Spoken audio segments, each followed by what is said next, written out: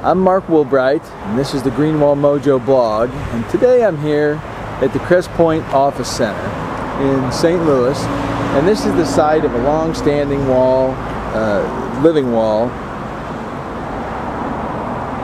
As you can see, this was an office building that was built here. They kind of carved it into the side of the hill, and they built this building in 1996. And this wall was put in 1996, and it was planted with Sedum kamchaticum. We've heard of that plant before, and every pocket was planted with that plant.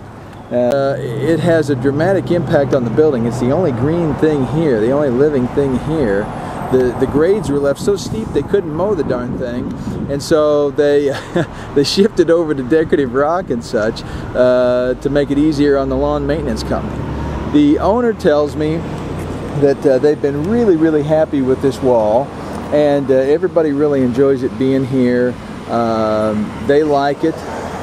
They don't really expend any time or resources on the maintenance of it, and they love in the spring and early summer when this thing covers itself with yellow flowers. Now, an interesting feature about this wall, and I've pointed this out to people many times over the years, is that it toes in right at a sidewalk coming into the building. And you know, a lot of people say, well, what about a living wall next to a sidewalk or next to a roadway? Is it gonna, is it gonna have dirt coming down on there? Well, once the dirt settles into the pockets and behind the face in these particular living wall modules, it's trapped in there. And so as long as surface water runoff is handled properly, like it should be on any retaining wall, then you don't get any of that. And I've been to this site many times and never noticed anything on the sidewalk. And you can see the remnants of some of the flowers there, the dead flower heads. This thing has just recently stopped blooming.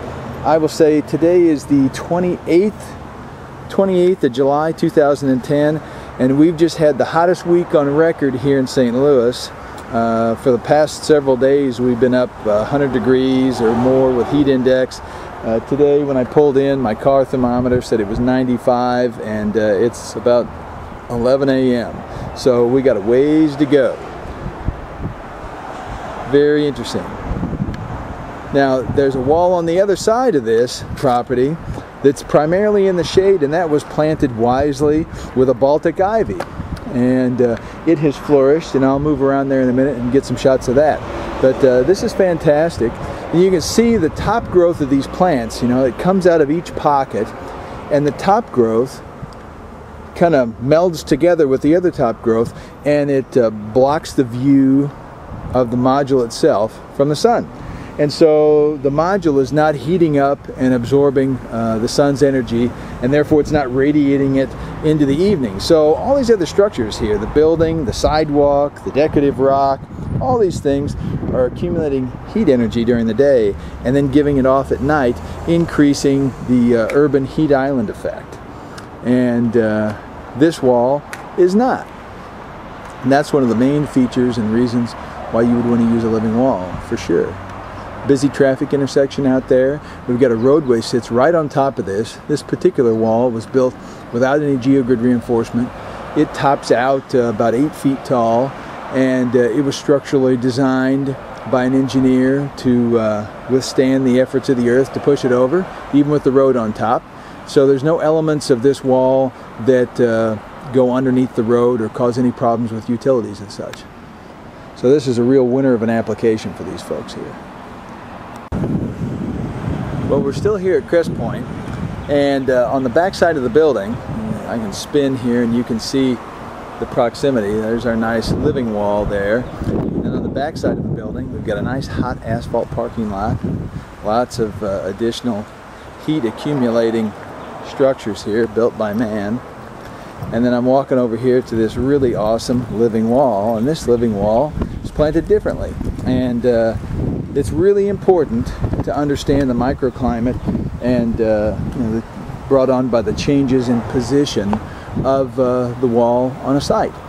Now this wall was built at the same time in 1996 that the other wall was. The wall up top that's in the sun was planted with Sedum kamchaticum, which does great in the sun, And as you can see, many years later, it was a very appropriate choice. This one was planted with Baltic ivy, which is primarily a shade dweller, and as you can see, pretty appropriate choice. That Baltic ivy is darn happy to be in there. They've since, coupled into it with a solid retaining wall block system and built a little patio here.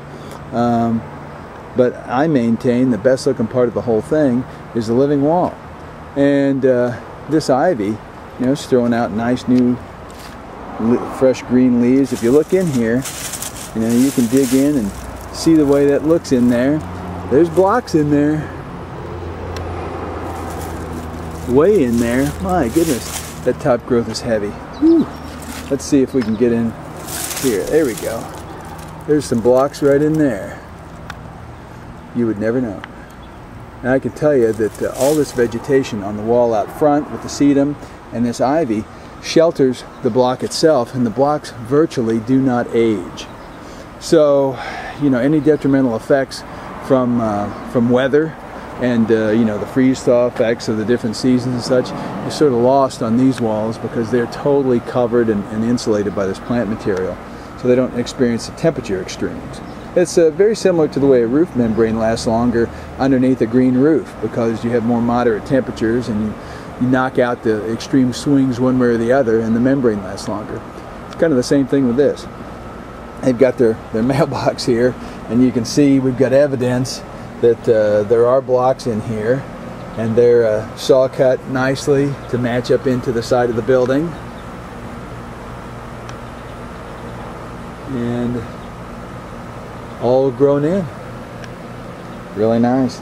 And this is I guess a fire escape or something, and emergency exit door, but you get to exit right here with all these good looking plants. Wow. I love this.